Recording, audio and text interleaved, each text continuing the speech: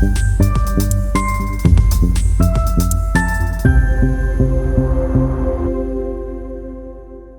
hello and welcome to the Creating Connections podcast, where I bring voices and perspectives from people who are making a difference for children's learning and development. I'm Rachel Stewart, and I'm passionate about connecting with people to share experiences and learn from each other how we can best support children to thrive. In this series of the podcast, I interview successful leaders in education so you can learn from a diverse range of people what makes a successful leader and how you can take their learnings and apply them to your leadership. Today, I'm introducing you to Nelson Urrego, who is an international school leader from Bogotá, Colombia. He's currently the school principal at the Modern Educational Complex in Azerbaijan. Following in the footsteps of his parents, he developed a passion for education and completed a Bachelor of Science in Mathematics and his PhD degree in Pedagogical Sciences.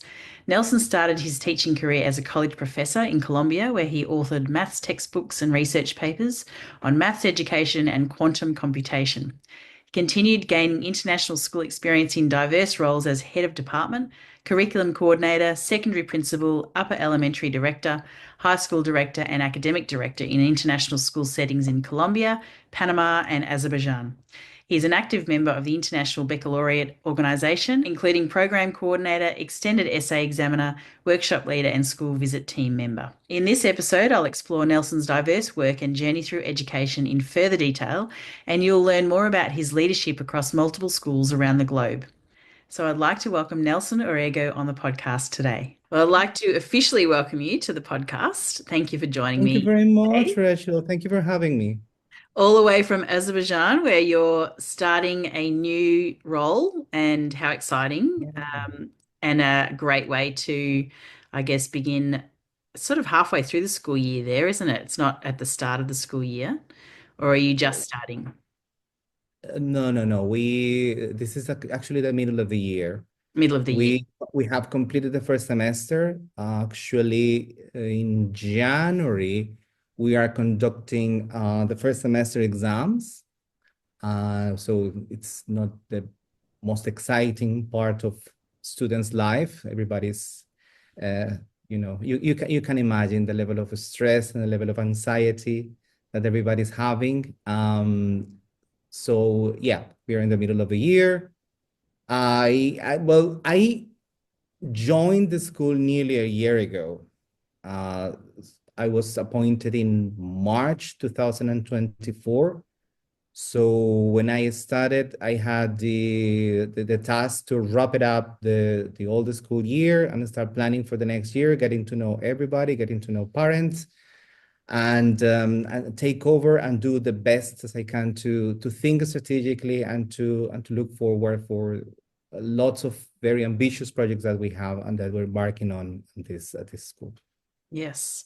Well, from what I know about you so far, you've had a very diverse, I guess, career so far, and you're now in another country. So you've worked across different countries and across different schools, primary school, secondary school, and in university.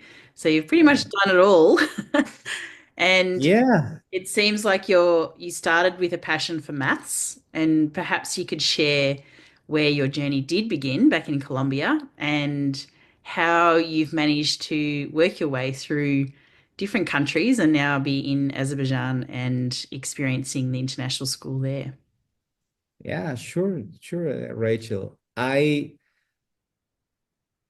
like to say, I love to start by saying that education is in my DNA. So it started maybe way before I was born, because my parents, when they fell in love, they were teachers.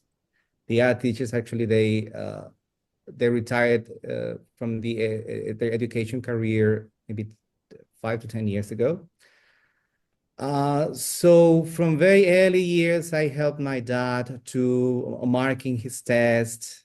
He was challenging me because he was a maths teacher, challenging me with different problems, and I was in love with algebra. So I was very ahead in the curriculum because of my dad, because my dad was very competitive, and so he wanted me to be ahead of the other kids. So that sparked a love for mathematics and science.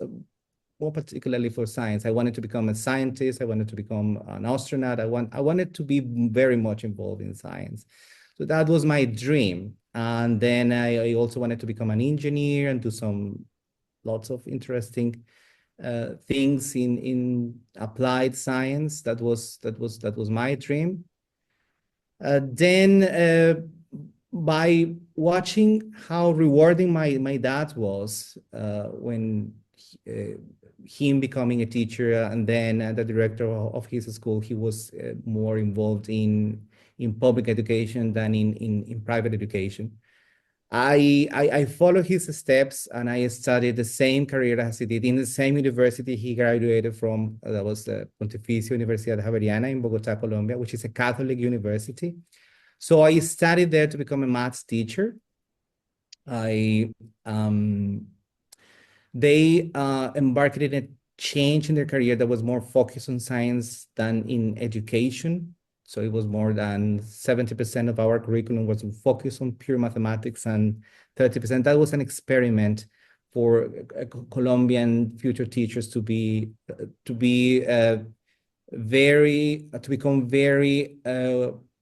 acquire a deeper level of understanding of the science they wanted to teach. So I was part of that generation, meaning that I had to research in pure mathematics. Actually, my thesis was in something related with pure mathematics. Then, well, due to a thesis that I developed in logic, the university invited me to become part of their staff. So I did some research in Javeriana University, and I fell in love with my beautiful wife, who was studying to become a physics teacher. That was in the early 90s. And then, well, I started learning about international education, particularly school education.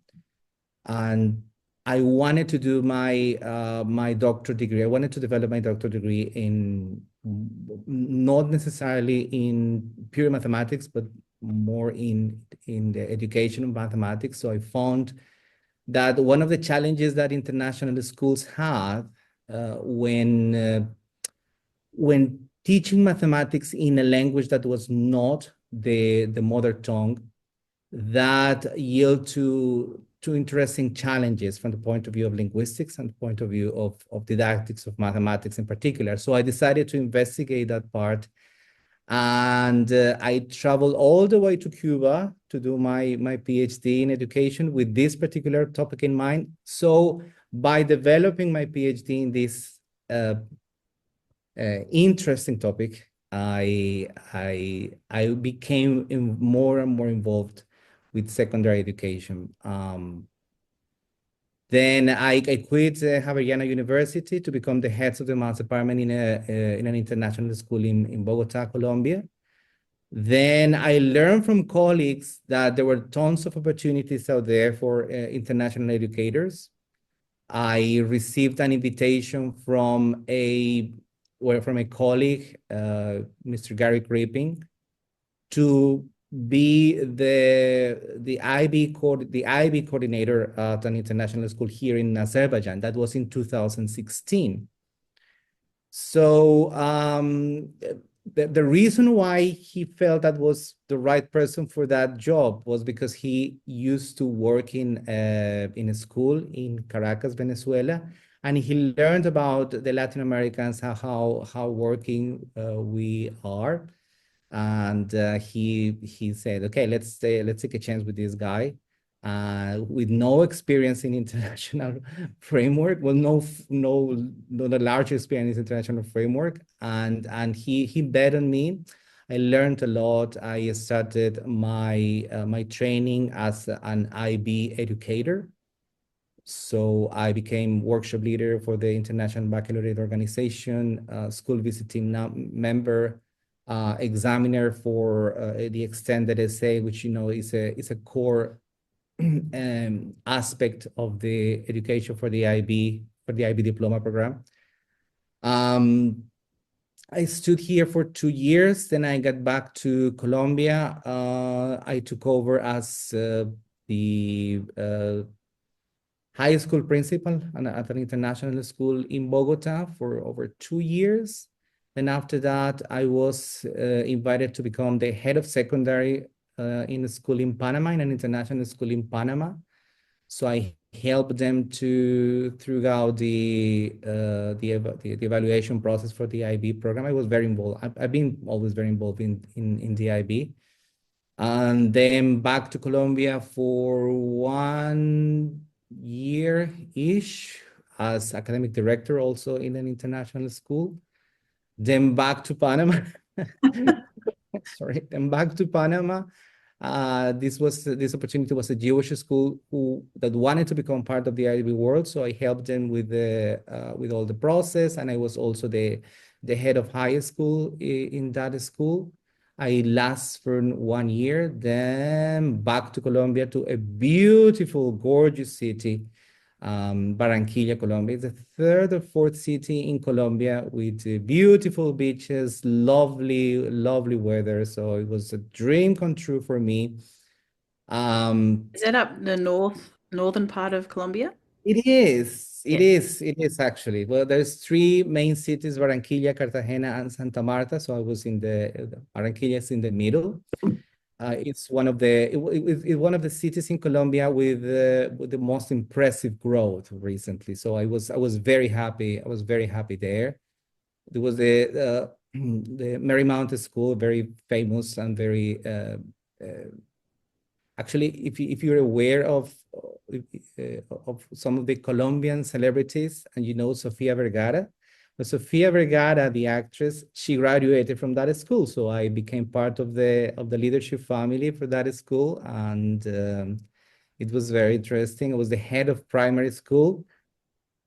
Again, I had experience as a teacher in primary, but never had the opportunity to lead a primary school, which is quite different. I learned, not only I learned, I mean, I knew it was different, but I learned how to cope with the challenge. I'm a person who is always driven by challenges, and as much as possible, I would like to be outside of my comfort zone. So that was a challenge, definitely. And unfortunately, I didn't complete a full year as a leader because I this opportunity in Azerbaijan, once again in Azerbaijan, back to Azerbaijan, raised up, and I was offered to become the school principal, and also the challenge was huge. As I mentioned before, we are embarking in a different stage of the school.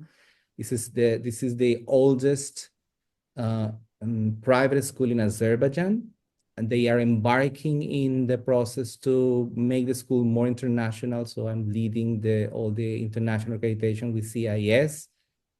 We are running the Cambridge framework, and as I mentioned earlier, well, I took over.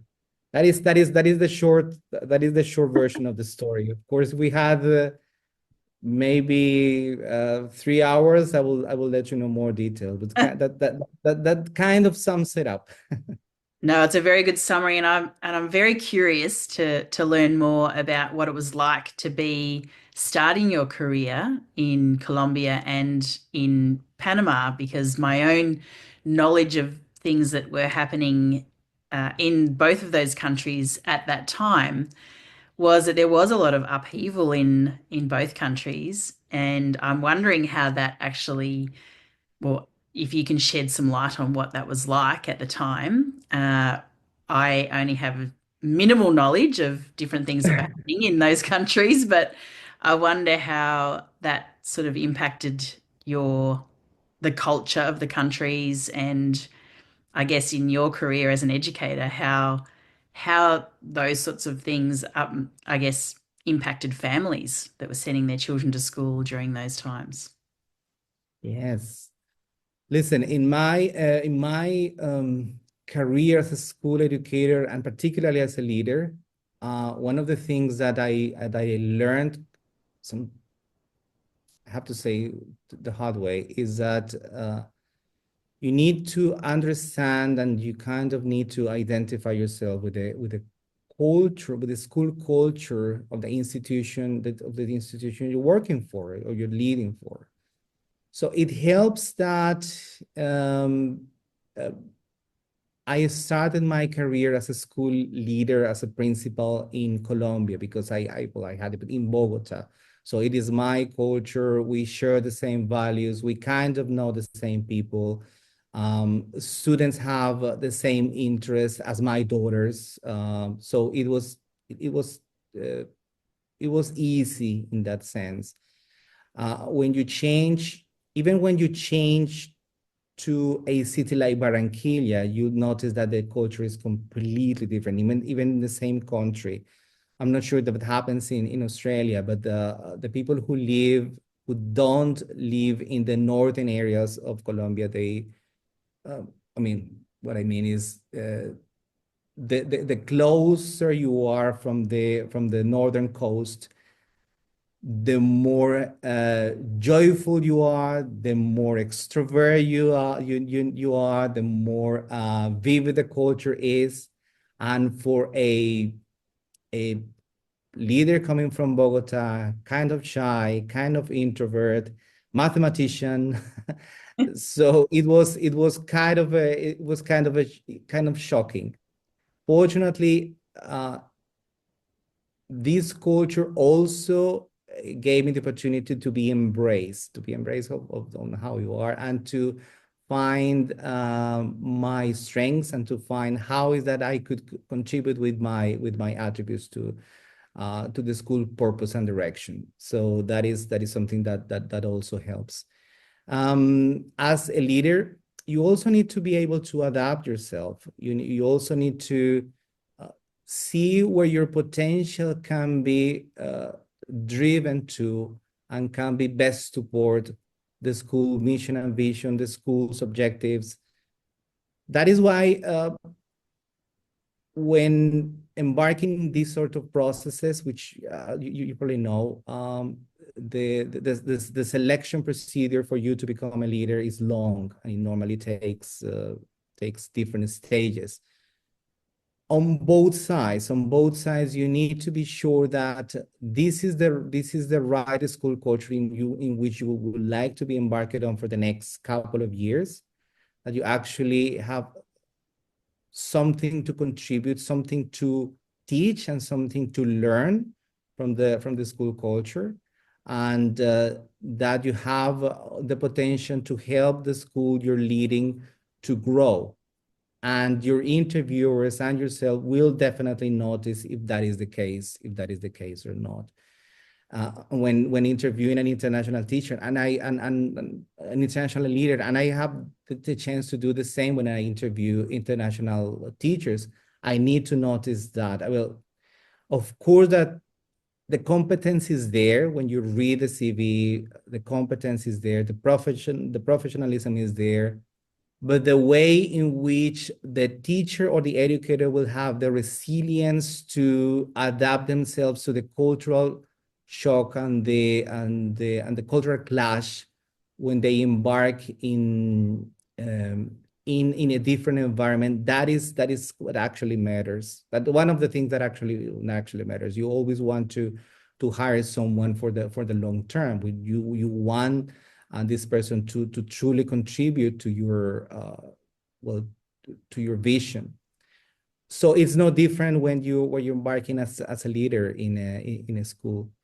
So giving you the chance to be open-minded enough, understanding that things are not done as you like, that you need to understand where you are, what the context is, that strategies that may have worked in your old school don't necessarily will work in your new school, because it's definitely a different context. Let me tell you something else. When I started my second leadership role here in Azerbaijan, I noticed that this school was entirely different compared to the first school I worked in Azerbaijan 6 years ago. The culture is different, the families are different, and that's something, of course, that you need to be able to adapt with resilience, with an open mind, and with the best possible attitude. when you show that when you have the ability to become passionate about what you love, which is which is education, all things are possible, and no challenge is impossible for you to cope. Yeah, and I can imagine that working in an international school, you are creating a culture where everybody feels that they belong because they're potentially from other countries and they're living in that country, perhaps for work purposes, or because they've been forced out of another country or they're new immigrants and those sorts of things. So, how do Yes. you how do you lead your staff to understand all the diverse range of families that are actually attending the school, and how does that form part of the culture of the school in terms of teachers' awareness of the students and their backgrounds and how that impacts how they teach them?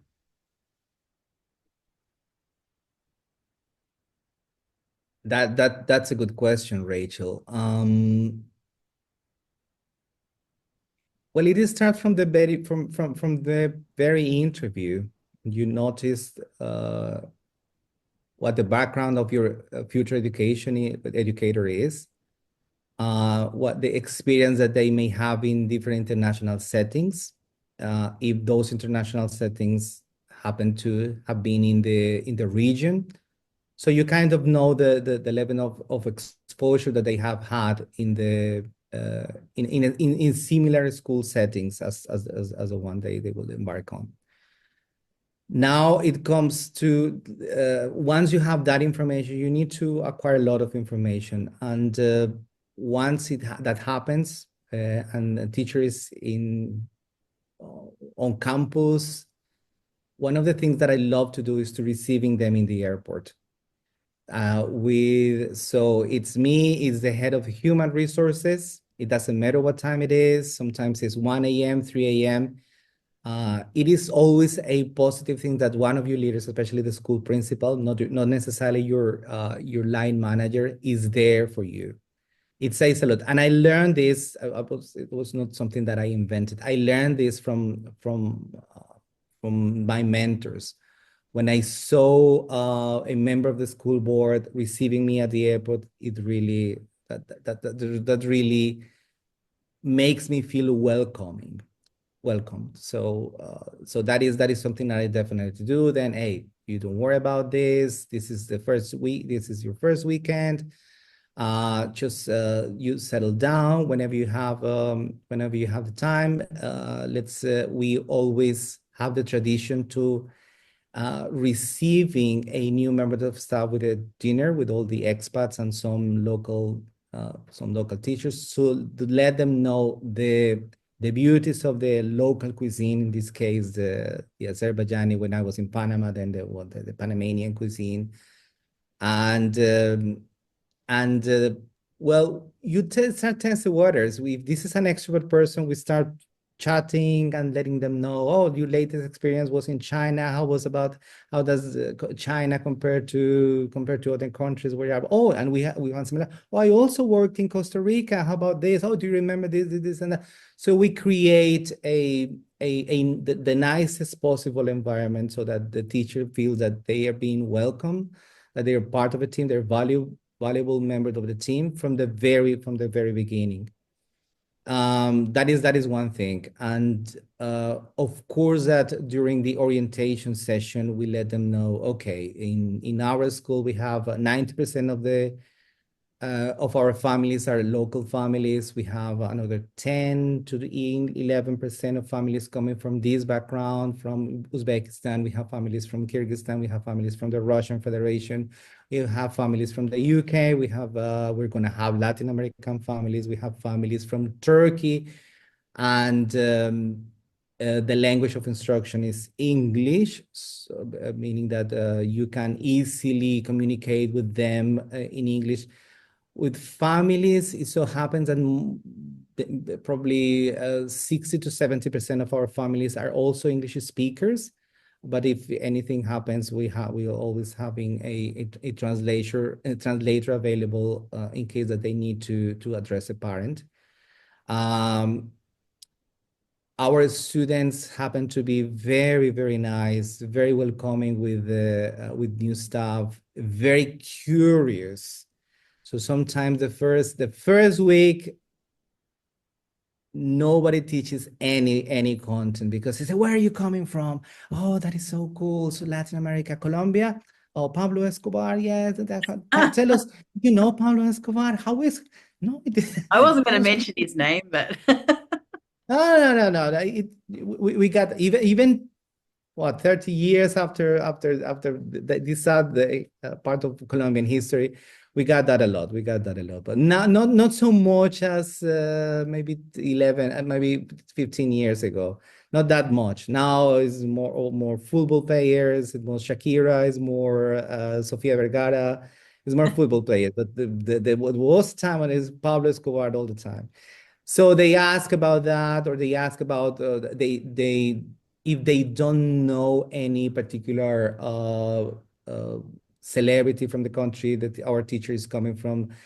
Kids investigate, and kids are very curious, and they try to find some common things. And is it true that this happens? Is it true that this shocking thing happens in your country?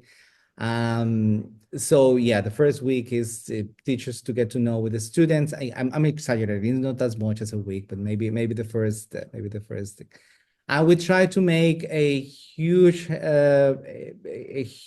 deal when we introduce it, our teachers, and these teachers coming from this region. So that happens with international teachers. Everybody feels welcome. But one of the things that we are trying also to cultivate is the sense of unity. Now we have 85 to 90% of our staff is local.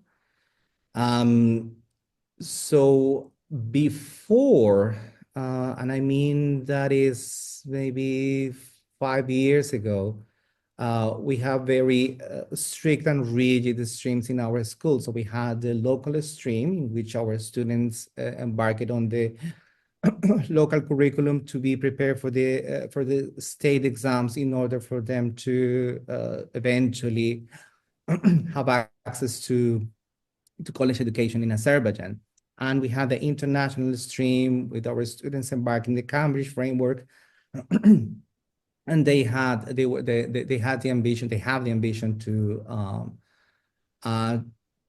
be allocated international universities overseas. By that I mean overseas. And now we have unified our curriculum to make one single curriculum. So we have the MTK curriculum, which has an international component in which we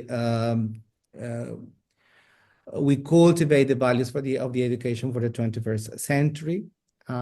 So when we try not to classify a teacher as an expat teacher or a local teacher, we are MTK teachers.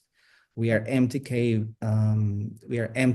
leaders. So we're working as a unified body of educators with the same goal, with the same mission and vision, with the purpose of embarking our students in an important journey for them to not only to receive the highest possible academic standard, but also to become productive citizens of the world, and also to acquire the value that will help them to be successful, personally speaking, in the life beyond the school. okay. Can you share what MTK means? What's Yes, modern education complex. Yes, that is the uh, uh, that is the name of our school, Modern Educational Complex. That was Oh, okay. named on in honor of Heydar Aliyev, which is a big deal here in Azerbaijan. Heydar Aliyev is the national leader. He promoted major changes in Azerbaijan, and he is the person who's responsible for the country to have flourished as it has in the past 20 years. So everybody is very grateful about his memory, and our school bears his name, so it's an honor for everybody to be part of this MTK family. So MTK stands for Modern Educational Complex in Azerbaijani. Sounds like a great, beautiful, welcoming culture that you're creating. So I just want to touch on, I know you've mentioned your father was a huge influence on you and mentor. Who else along your journey has been a fantastic mentor for you? You don't need to name them, but just to share what you've learned along the way that you saw as really good leadership and that you've taken on board to create your own style of leadership. Oh wow. You take you take positive attributes and not so positive attributes from every leader you work with. Yes. Definitely someone I learned a lot from was the person I mentioned before, Mr. Kari Krippen, who was my first director here in Azerbaijan. Uh, he taught me to be patient. He taught me to be open-minded. He gave me the opportunity to be resilient and to understand the new culture and being the teacher and the and the leader that I will eventually become. I'm still, of course, in my process to learning. Right now, I also had a lot to learn from my current CEO. Uh, Personally speaking, my wife has also had an important impact in my career as a leader. If you can be a good leader at home, you definitely can be a good leader in Yes. every in a kind of in every setting. So my wife being as supportive as she is in helping me to raise three children, that has been quite supportive, of course. So I would like to mention this person, and of course you learn from everybody what is appropriate, what is not so appropriate to do. Yes. Definitely, I tend to forget the leaders who tend to micromanage, and that's something that definitely I avoid too. And we all have experienced how negative that is. Uh, Leaders who tend to to take the credit for a team success. So team success. So that's something you definitely avoid. But yeah, you learn something from each of the leaders you have. My dad had been always a huge influence to me. My first international leader, my wife, and most recently my two CEOs. I had the opportunity to work with two CEOs, Ms. Saigun Mihailova, when I got here, and now Mr. Tralabasov. They're amazing. Yeah. Now, you mentioned before that you love to work with challenges. Challenges actually inspire you, Yes. solving problems. So, can you share how? I guess I'm curious to know what sort of challenges you do see. Like every day is a perfect storm in a school, and there's always things that come up because children are so unpredictable, and Yeah, we for can't sure. expect them to be perfect students all the time. And there's a lot of, I guess, challenges throughout the world now with education and children struggling with learning. Yeah. I'm interested to hear what your experiences have been and how you're supporting those children who do have academic challenges in your schools. Yeah. I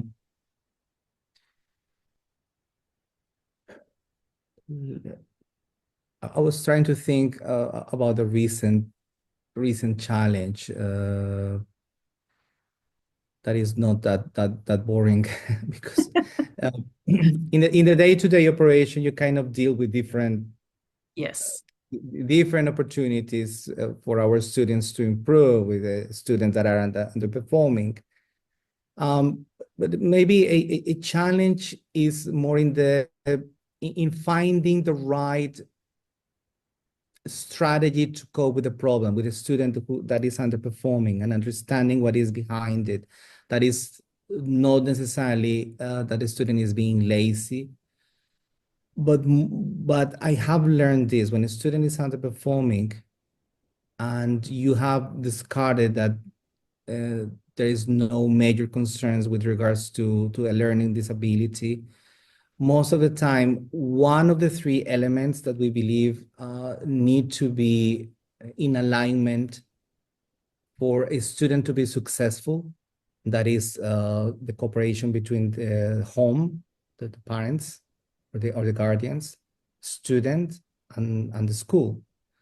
One of the three, when one of the three elements is not working in that alignment, definitely you can see that and you can notice that in a student. So having that philosophy, again, the challenge is always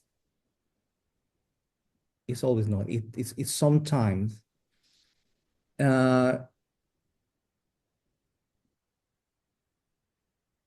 reflecting with a teacher that, hey, maybe let's put in the scenario in which not everything that we're doing is right. Maybe let's try to challenge yourself that maybe that I could have done a better job at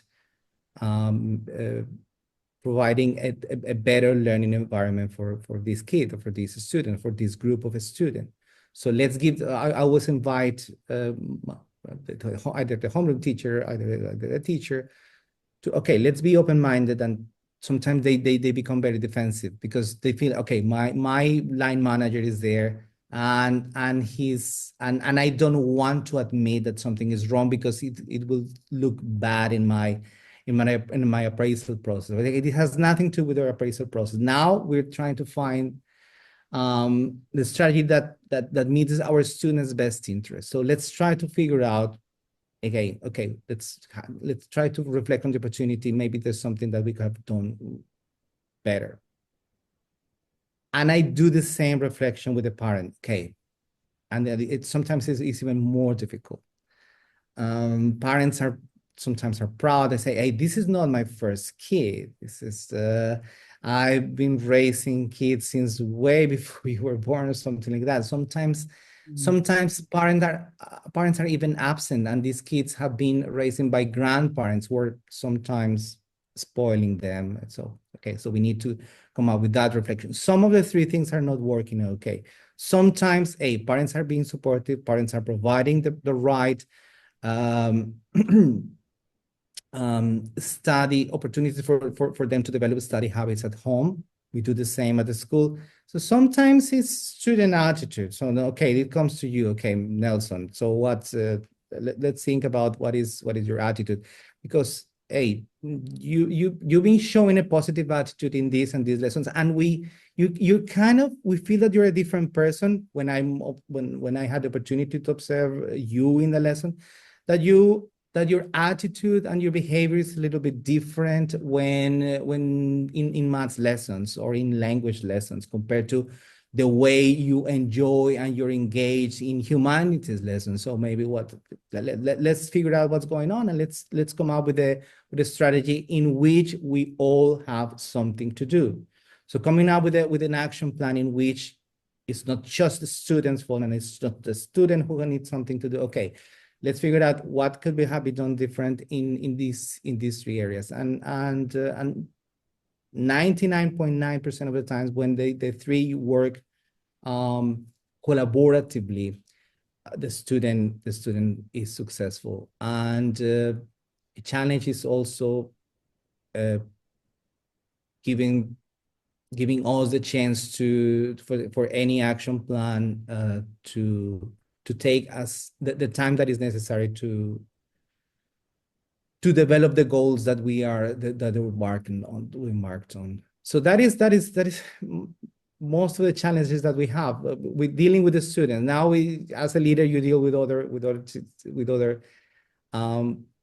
sort of problems, that with the facilities, that there is the AC that is not working in certain areas, that Yes. That we have problems with the football field because we are taking turns, and now these kids are feel that uh, they're not using the football field with the same frequency as other kids and things like that. We had we had a similar problem in Colombia. So let me tell you that what happened in Colombia. Passion. I mean, saying that football is a passion, soccer is a passion is an understatement. Yes. Our I'm kids in aware. prime, they do that Obsessed so. with football. Mm. And if listen, they had 20 minutes of recess and they played football like it was the final World Cup with the same passion. Yes. And that was in Barranquilla. So we had students in fifth grade, and there was not a single day in which something happened. So, and I tried having teachers to be referees, having students to become referees, because it was no man's land. So everyone is chasing the ball here and there, and they would reach to the dining room, and then okay, it was the whole school was the soccer field. It was crazy. It was what we had to.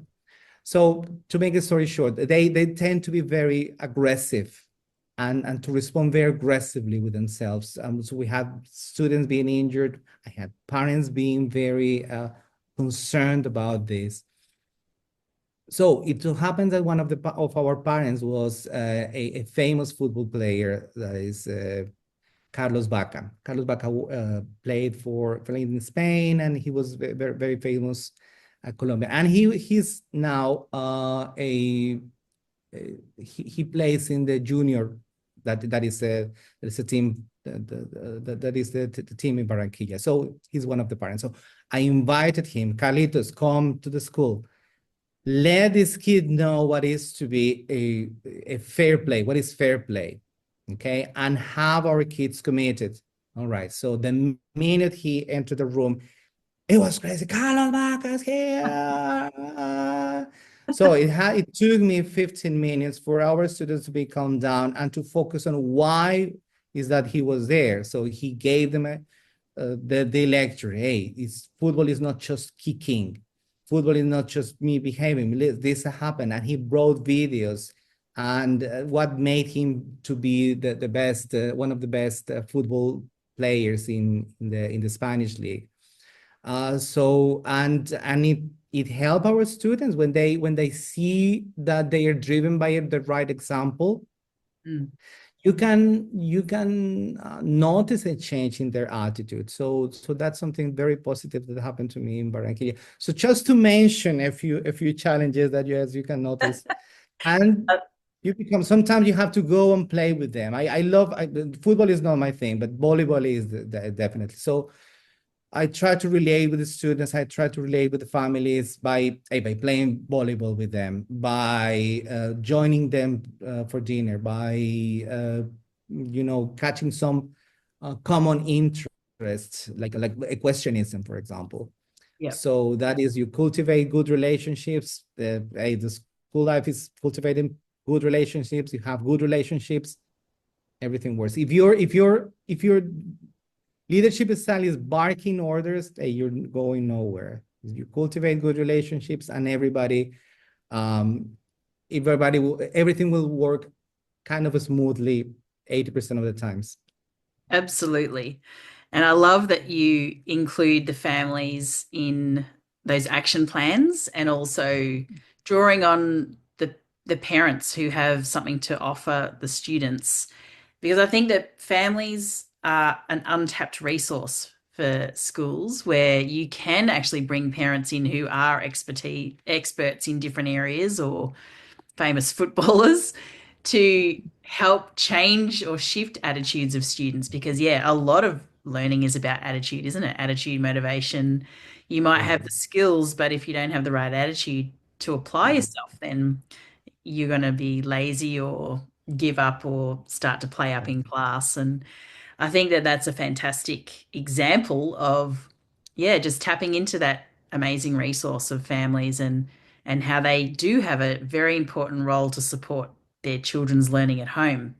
And I think that that's a challenge that I guess we have in our school system where traditionally parents were asked to come into the school to do things for the school, and that was seen as their contribution. But shifting the mindset towards engaging in learning at home is an area that I'm obviously passionate about, and showing schools examples of, well, this is actually the role that parents have, and setting up, good study habits and life skills, teaching them life skills and the non-cognitive skills and cognitive skills that they need for actually learning.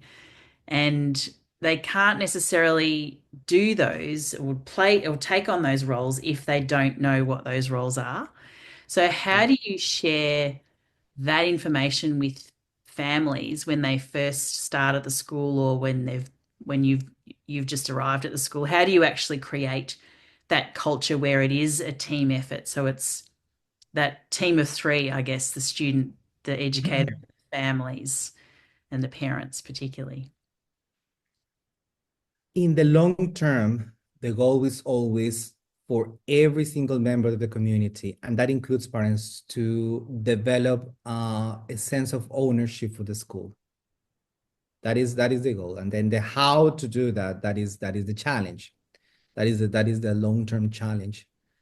So what we tend to do is to get in touch with families as soon as possible. Soon as possible. The second week of school, we have parent-teacher conferences in which you not only they get to know the information and the timetable and the things that are changing. So we try to do it more in a way that is engaging for them. So what that they see how unique the school is and how unique the school culture is, how the mission and vision of a school is something they can identify with. That is something very, very important. And to have frequent conversations with them. Something that I am not, I want to develop in this school, that was successful in my old school, was to have we call it Café con el Director, that is coffee with the director. Every month, at least I had the opportunity for them to sit, not to listen. I say, this is not the director listening complaints. Okay, we're chatting. Okay, so we maybe as we chat, you kind of in a sensitive way can let me know some things that we could do better. All right, but this is more creating a very friendly atmosphere, in which I get to know you, you get to know me, you get to know my vision, and I get to know what your expectations are Yeah. as families. So it worked very good. And in those, sometimes we brought topics. So we brought experts. And back in Barranquilla and in Bogotá, the spread went out. The word was spread out. Okay, Mr. Nelson is organizing a chat with an expert, and so a psychologist is coming from here to talk about social media and how to be able to monitor social media, which is something we had. So we noticed, following those conversations, things that you probably hadn't noticed before. So by having this conversation with parents, I noticed that students were struggling, or students were being bullied outside of the school, or in this activity, families had a struggle. In one of these in these cafes with the directors, coffees with the director, we reached the point to develop conflict resolution strategies between families, not even between students, but between families. Families that, hey, kids had a struggle in preschool. and families stopped talking to each other for 5 years, and kids playing like nothing had happened. You see, kids are okay, but then, Yeah. hey, you can't talk with this kid. And they were always asking for these two kids to never be in the same classroom, to never there to have them to work collaboratively. Okay, so we say it's not a thing. Kids completely forgot what the source of the problem was, but families in that happened in Hold on to Barranquilla. it. So we Mm. had the opportunity to become as part. Hey, we're on the same boat. We're on the same page, uh, and so we had that. So it is a matter of you being understanding, you being with them. Most of the time, parents, what they need to be heard, even Mm. if you don't have the solution. They Yeah. appreciate that you're listening to them, that you practice active listening. You don't react necessarily what they say. You reflect on what they're saying. Okay, I see your point. I see your point in what you're saying. Some leaders also again try to avoid to recognize that there's something to work on. And I'm happy to receive a feedback consistently from every single member of the community, because this is I'm always telling them, this is your school. This is a project that we're working on and we're building together. We Yes. as a school administrators, and you providing the feedback, and you receiving the educational service that you deserve, that you're paying for. Yeah. But and as students as well. I also work consistently with the school, with the student council, and I learned about the challenges that the students have by having lunch with my kids, with the students, by having lunch with the teachers.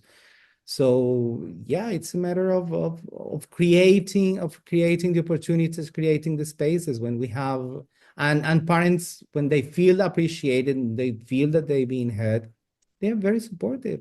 Most of Yeah. the time, they're very supportive and they're very active. Yeah, and it's about enabling that dialogue, isn't it? And being open to having Totally. that opportunity or providing that opportunity for dialogue with parents and Yes. really listening to their concerns, because usually there are underlying reasons or uh, you know, things that come up in those conversations that demonstrate why they might have some fears for of their children, or the issues that you mentioned about between families. Um, Yes. an example I can share actually of an experience I had. I run parent leadership teams, and it's parents and teachers in the same team, and they basically I mentor them to create the team, and we ran a session on um, people's backgrounds and people's different reasons for wanting to make a difference in the school community. And Okay. some of the stories that came out of that session were so revealing for the staff, the school staff. They recognized that there were some racial challenges within their school amongst the parents. It wasn't so much amongst the students, but amongst the parents. Same sort of similar sort of situation where they wouldn't talk to those families because they're from a certain part of a country they'd come from. And so, if you don't have those opportunities to enable dialogue, you don't know what the challenges are, and that can Okay. actually really impact the culture of the school. So, I really think that's a fantastic example of you as a leader being open and vulnerable. And I think that there's perhaps a lot of leaders who are fearful of parents, and they're not necessarily open to exposing themselves to any sort of negative feedback. So, what would you say to those leaders who do have hesitancy around opening up those dialogue sessions with parents, especially if they know there's going to be some negative feedback eventually, Yeah. but it may not be negative. It actually can become a positive because you find out things that you didn't know before, and then you can find a solution together. Correct. Yeah, you're right. And I have to be honest, sometimes you get to know your parents, and some parents tend to be not tend to be, but sometimes you have the idea that they can become annoying and circulating on the same idea, and you don't see any progress, and the meeting don't become as productive as you want. And it's all a matter of patience. I will say, and that is something that I recommend to my stage leaders. Listen, I know that the easiest pathway is to avoid conflict and to avoid the parent that sometimes we label as annoying, or we label as non-supportive, or difficult. But we need to move beyond our comfort zone. That is, our comfort zone is avoiding the conflict, but when you avoid the conflict, you start accumulating, or the parents start accumulating negative feedback of things that probably are easy to clarify. Listen, 90% of the cases in which a parent complains is probably misinformation or miscommunication or misunderstanding on an idea that the parent may have. They're like, okay, now everything, we're abandoning the Azerbaijani language now because the school is becoming international. Who say that? No, absolutely not. I mean, listen, Mr. Abbasov, that there is a misunderstanding, because in the timetable, as you notice, and this is a project that we have, and this is part of our language policy. Being an Azerbaijani school means that we embrace multiculturalism, but at the same time, we promote and we cultivate the local culture. And part of cultivating the local culture is to enhance the use of Azerbaijani, of academic Azerbaijani, so that our students, by the end of secondary, take a course in Azerbaijani, on Azerbaijani literature. So definitely this is a misunderstanding. So we try to find some common ground. Definitely it's on us. We really could have made a better job in explaining this to parents, and you're absolutely right. So hey, you find some common ground, and as I mentioned before, most of the times parents want to be heard, and you need to be open-minded enough not to assume a defensive strategy, not to challenge everything the parent is saying. Because behind it, there is either a misunderstanding or that needs to be clarified, you see. And if you're just challenging the say, this is not as like you say, this you're creating a negative atmosphere that is by no means productive. So you always need to find middle ground. Okay, middle ground. If parent got the wrong idea that, hey, you never come to parents meeting conference. That happens when you don't read the bulletin. That happens when there's probably misunderstanding. There's probably we could have been more clear in our bulletin, and you're right, and I appreciate that you brought this to our attention. We appreciate your feedback. Parents feel that they are appreciated, sincerely appreciated, and that you take action. Maybe the action is to clarify, simply to clarify. And in conclusion, is it clear, Mr. Abbasov, that this is the way to go? Oh, hey, you appreciate your idea. You're absolutely right. We could have done a better job in this and this on this problem. We could have solved it differently. So my invitation to the colleagues is, hey, if there is a moment there is a moment for you to receive feedback from a parent, don't postpone it, and you need to be very open. And always validate their concerns. Yes, yes, definitely. Now, you touched before a little or briefly on, I guess, the topic that is global at the moment, which is bullying, and has always been around, I guess, in schools.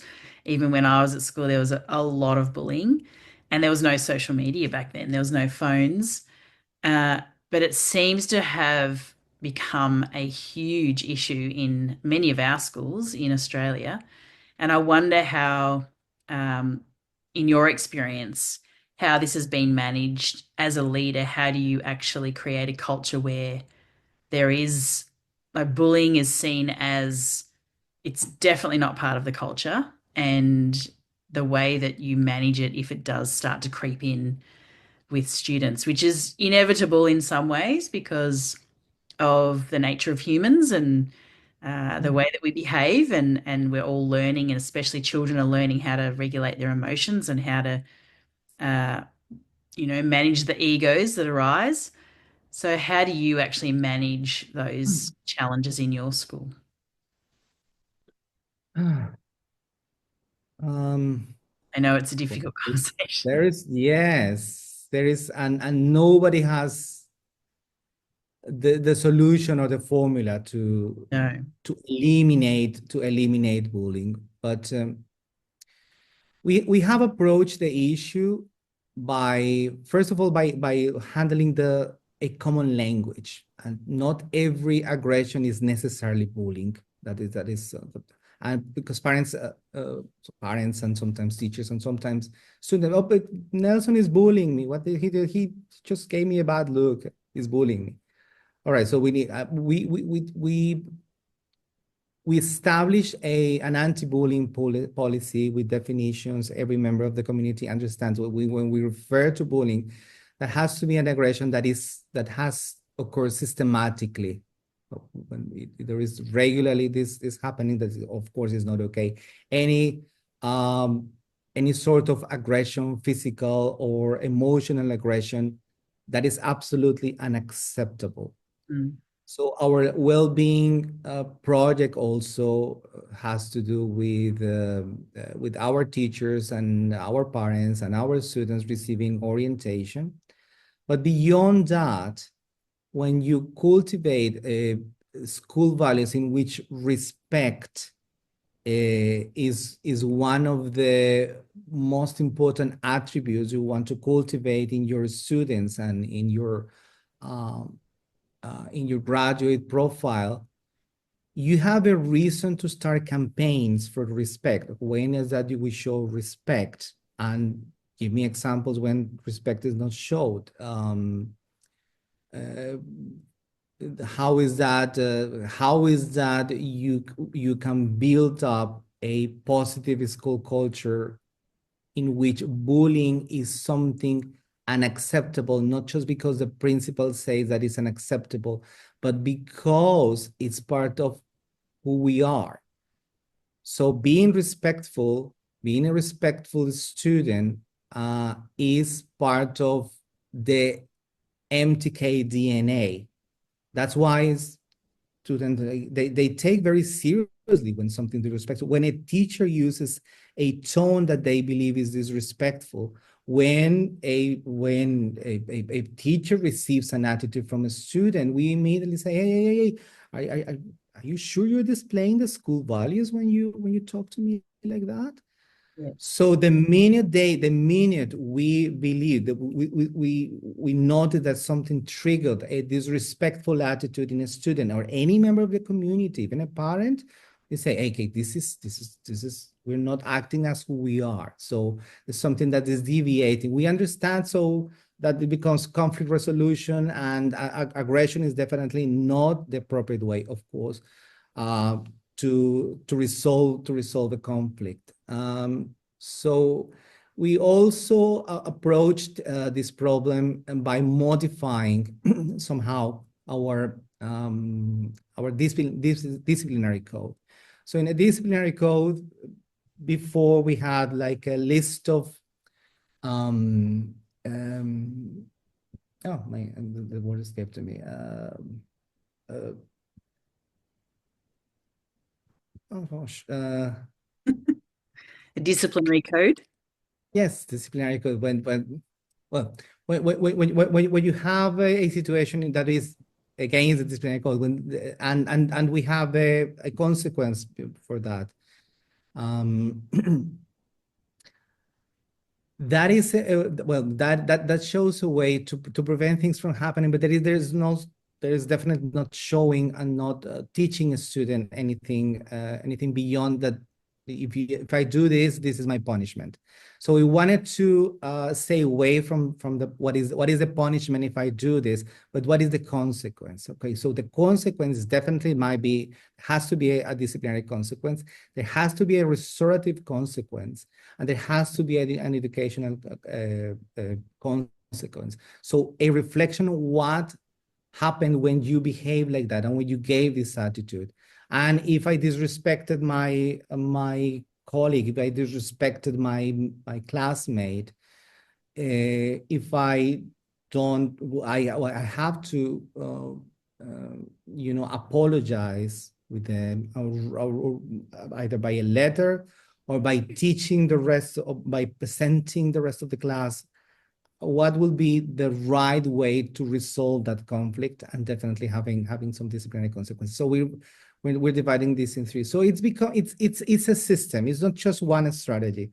It has to do with with the core values, understanding who we are, things that are acceptable and not acceptable, having a disciplinary code that is not a recipe. If this happens with one single consequence.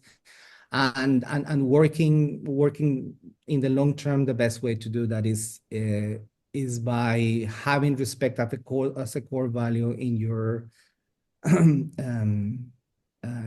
in your profile. Yeah.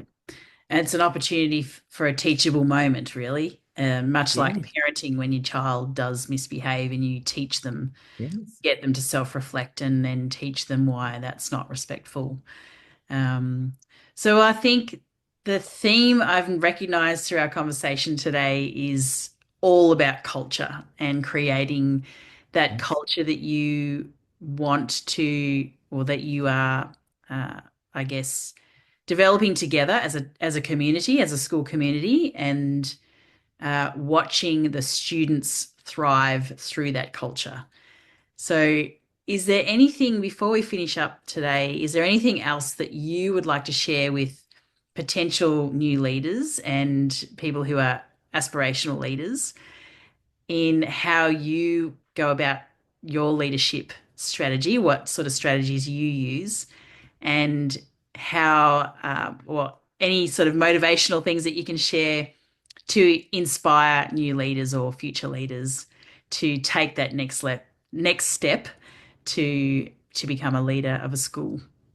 Because it's not an easy job, but from the leaders that I've spoken with, every person I've spoken with just loves their role and loves the work because it's so diverse and exciting. Every day is different. It's like being a CEO, I guess. And in your experience, you can work anywhere in the world and have an influence on children and teachers and families throughout the globe. So we live in such a I guess, a small world now where those opportunities are available. It's not beyond someone's reach to be able to do what you've done in your career. Yes, definitely. Well, I will say that the school leadership is another way for you to have a meaningful impact in your students and in your families. So if you feel that that you're a more than competent teacher, that you're an inspiring teacher, actually, if you're a teacher, you're a good leader. If you're a good teacher, you're a good leader. So if you feel that you wish to embark in the next step and become more inspirational and to spread that inspiration beyond your classroom, this is the moment for you to think about on a leadership role. My suggestion, but of course it depends on the school setting. My suggestion is to start step by step, kind of as a military career. At least that happened to me. So you don't jump from being a teacher to be head teacher. Sometimes you start by leading your subject area by being the head of your department. So by leading your team, then you could be a deputy. You could aspire to become a deputy head of section, deputy head of primary, deputy head of. So you understand how the day-to-day operation works. Sometimes you as teacher, they're more focused on academics and behavioral issues, and you and you're not aware all that is behind the day-to-day operation. Then you can become head of section, and then eventually school principal. There is no rush. Having